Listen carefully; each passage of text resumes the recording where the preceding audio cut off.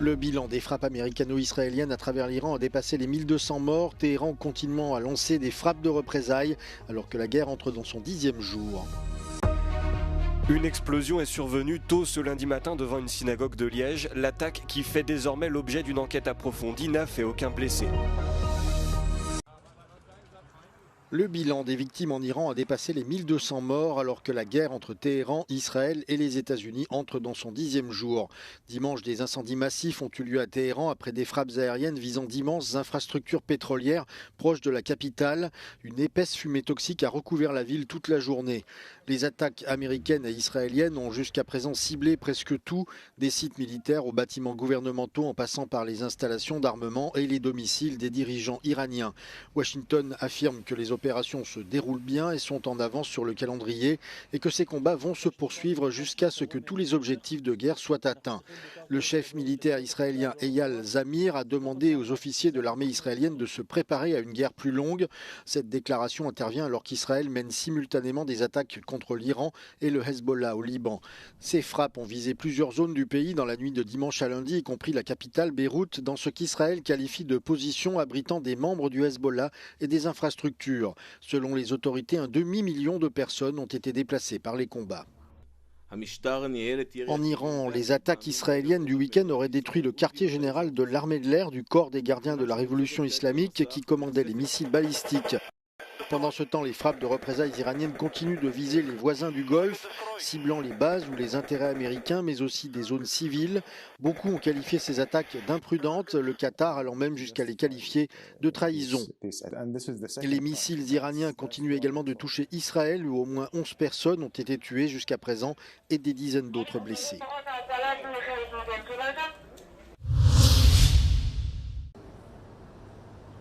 Les prix mondiaux du pétrole ont bondi au-dessus de $110 le baril ce lundi, l'escalade de la guerre entre les États-Unis, Israël et l'Iran ayant alimenté les craintes d'une perturbation prolongée des livraisons via le détroit d'Ormuz. Les contrats à terme sur le Brent ont atteint les $119,4, tandis que ceux sur le brut américain West Texas Intermediate ont bondi jusqu'à $118,46. Selon les données du LSEG, cette hausse de 30% des prix du pétrole est la plus forte augmentation journalière depuis 1988. Les marchés asiatiques se sont aussi effondrés alors que les prix du pétrole avoisinent les $120, enregistrant la plus forte hausse journalière en près de 40 ans. L'indice a plongé de plus de 8%, entraînant une suspension des transactions pendant 20 minutes à partir de 10h31, heure locale. Cette perturbation majeure de l'approvisionnement énergétique de la région menace de faire grimper les prix pour les consommateurs et les entreprises du monde entier. Les analystes prévoient que les Émirats arabes unis et l'Arabie saoudite devront réduire leur production dès qu'ils auront épuisé leurs réserves de pétrole. L'UE est mise à l'épreuve, c'est ce qu'a déclaré Kyriakos Pierrakakis ce lundi sur le plateau d'Europe Today, l'émission d'Euronews. Le ministre grec de l'économie et des finances est présent à Bruxelles pour la réunion de l'Eurogroupe où la situation au Moyen-Orient sera discutée. L'incertitude autour des événements dans la région plonge les marchés énergétiques dans la tourmente. I would also add that we're also tested economically, and this is what we're going to be discussing today at the Eurogroup meeting.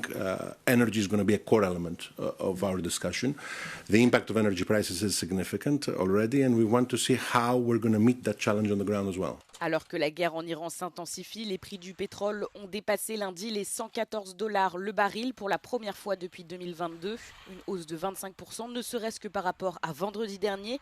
L'augmentation subite menace la production et le transport mondiaux. Kyriakos Pierrakakis a cherché à rassurer en affirmant que l'UE était prête à faire face à une crise potentielle et a même évoqué l'idée d'un marché européen unique de l'énergie. We already have a toolkit, and the toolkit is the 2022 toolkit. We're not yet there, but businesses and households are already signaling that they want to see what type of support they would receive should the crisis deepen.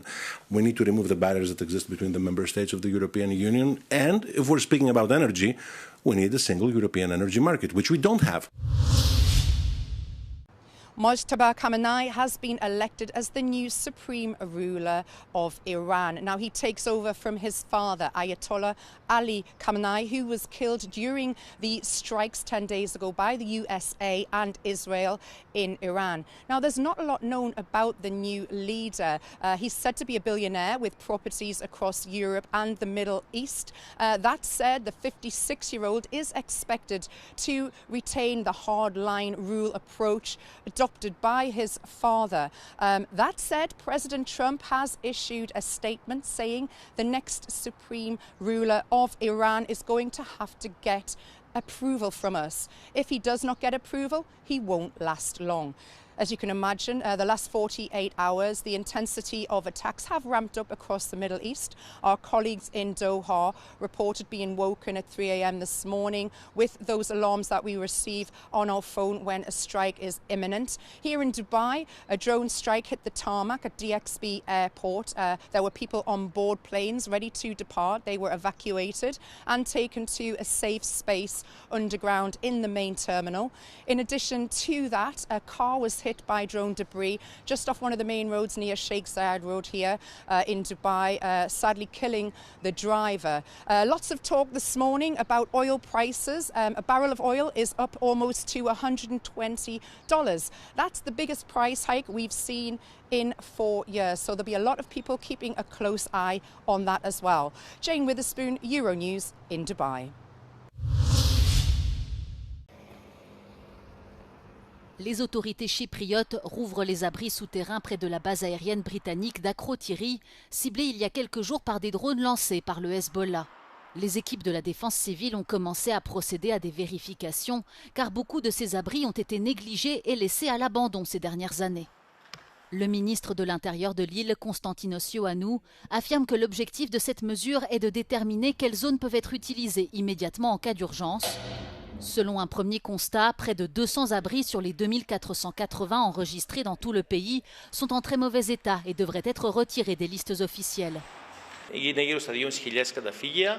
Αυτά τα καταφύγια είναι χώροι οι οποίοι χρησιμοποιούνται από τους ιδιοκτήτες και σε περίπτωση που παραστεί ανάγκη είναι υποχρεωμένοι εντός 24 ώρων να μας τα παραδώσουν για να φιλοξενηθούν οι πολίτες.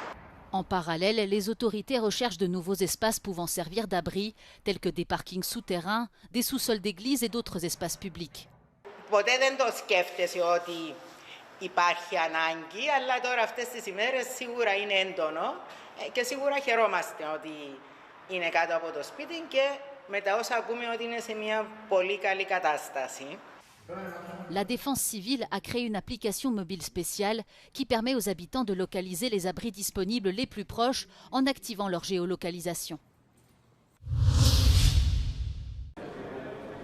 C'est le soulagement que l'on lit sur ces visages à l'aéroport parisien de Roissy-Charles de Gaulle. Après des jours d'incertitude aux Émirats arabes unis et dans d'autres pays du Golfe touchés par le conflit en Iran, les premières retrouvailles avec leurs proches de Français pris au piège par le déclenchement de la guerre ont enfin eu lieu.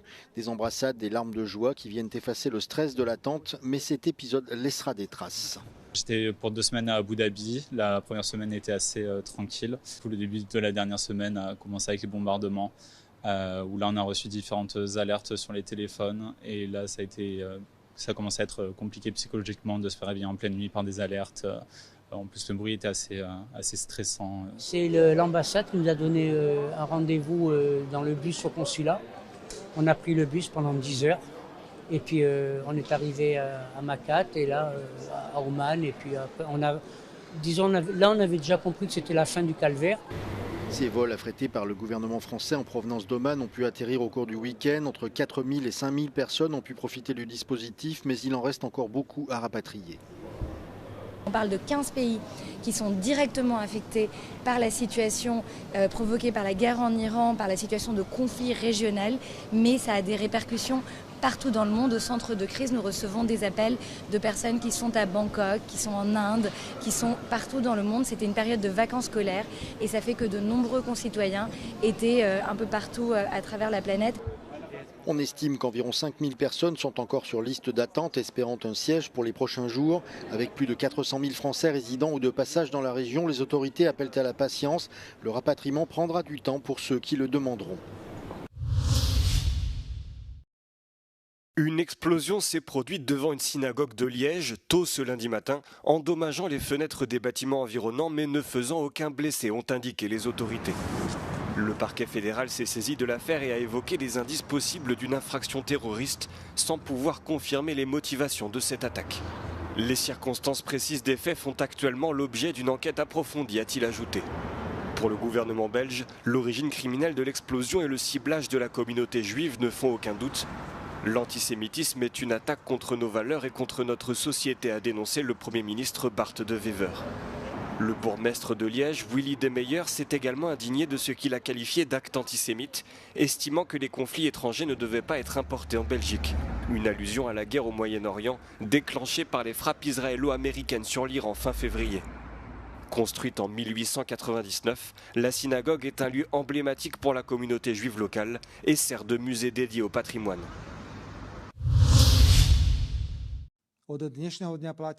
Robert Fico est prêt à prendre le relais de Viktor Orban. Le Premier ministre slovaque affirme qu'il bloquera le prêt européen de 90 milliards d'euros à l'Ukraine si son homologue hongrois perd les prochaines élections législatives en avril.